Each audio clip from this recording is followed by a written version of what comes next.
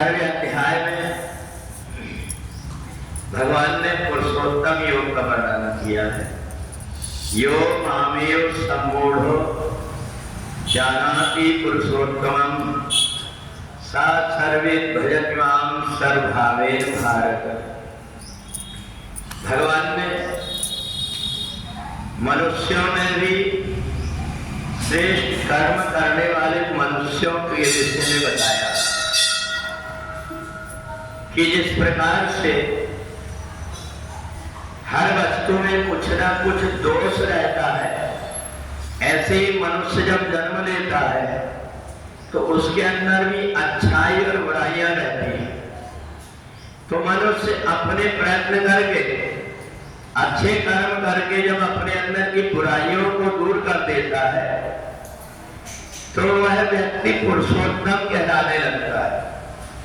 मनुष्य एक वो भी है जो अपने आचरण को बिगाड़ करके जहां तहां जानवरों के जैसे जीवन जीता है, और मनुष्य वो भी है जो अपने प्रयत्न करके अपने आप को दूसरों को कष्ट ना हो इसका ध्यान में रख करके कर्म करता है।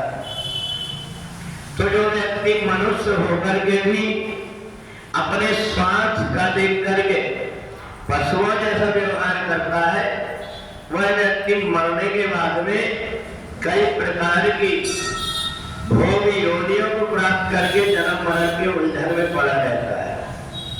और एक वो व्यक्ति है जो अपने जीवन में प्रयत्न करके अच्छाइयां ग्रहण करता है, थोड़े बहुत जीवन में कष्ट आए उन कष्टों को सह करके जो अच्छे रास्ते में चलने की कोशिश करता है, अपने आप को जो संभाल करके चलता है, उन व्यक्ति को पुरुषोत्तम कहते हैं। दोनों में अंतर ये है कि जो व्यक्ति केवल अपने स्वार्थ के लिए ही केवल जीता है वह मनुष्य जानवरों के जैसा होता है, और जिसके मन के अंदर दया, परोपकार, धर्म, आस्था, अध्यात्म इन गुणों की प्रबलता रहती है, वो व्यक्ति पुरुषोत्तम कहलाता है।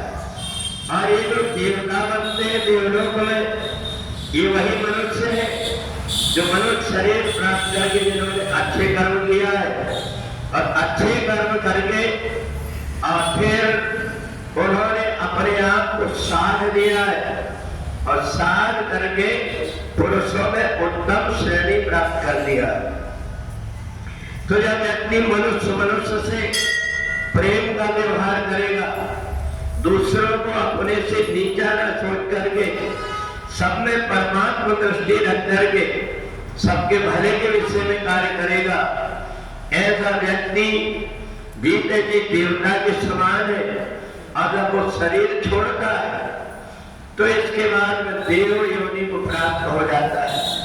और इसलिए भगवान ने अर्जुन से कहा कि जन्मनो जायते शूद्रः, हर व्यक्ति जन्म से शूद्र जैसे अपवित्र पैदा होता है, परंतु संस्कारात् द्विजो भवेत्, जब उसके अंदर अच्छे संस्कार आ जाते हैं, अच्छे गुण आ जाते हैं, तो वही व्यक्ति जब संसार के व्यक्ति देखते हैं तो देख करके उसकी पढ़ाई करने लगते हैं कि वह सज्जन व्यक्ति है।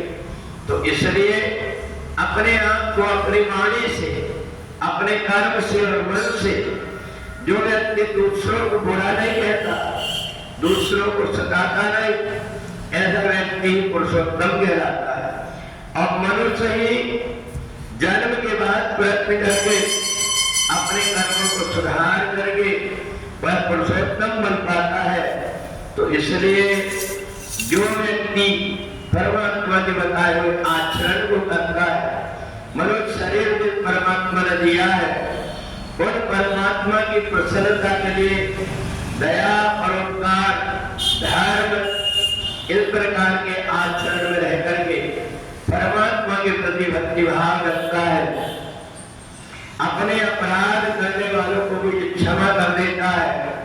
और जो व्यक्ति दूसरों को कष्ट हो ऐसा कोई व्यवहार नहीं करता, वो पुरुषोत्तम कहलाता है। और यह कछु साधन से नहीं होई प्रभु की कृपा पाए कोई कोई। हर व्यक्ति प्रयत्न तो करता है, परंतु जब तक कि परमात्मा की कृपा नहीं होती हर व्यक्ति अपने उद्देश्य तक नहीं पहुंच पाता। तो इसलिए ऐसे हम कर्म करें जिससे परमात्मा की कृपा हो और जिससे हमारे कर्म सुधर करके हमारा जन्म और मरण छूट करके दिव्य शरीर प्राप्त हो। ऐसे आचरण करने वाले व्यक्ति को पुरुषोत्तम कहते हैं। बोले वृंदावन बिहारी लाल की जय।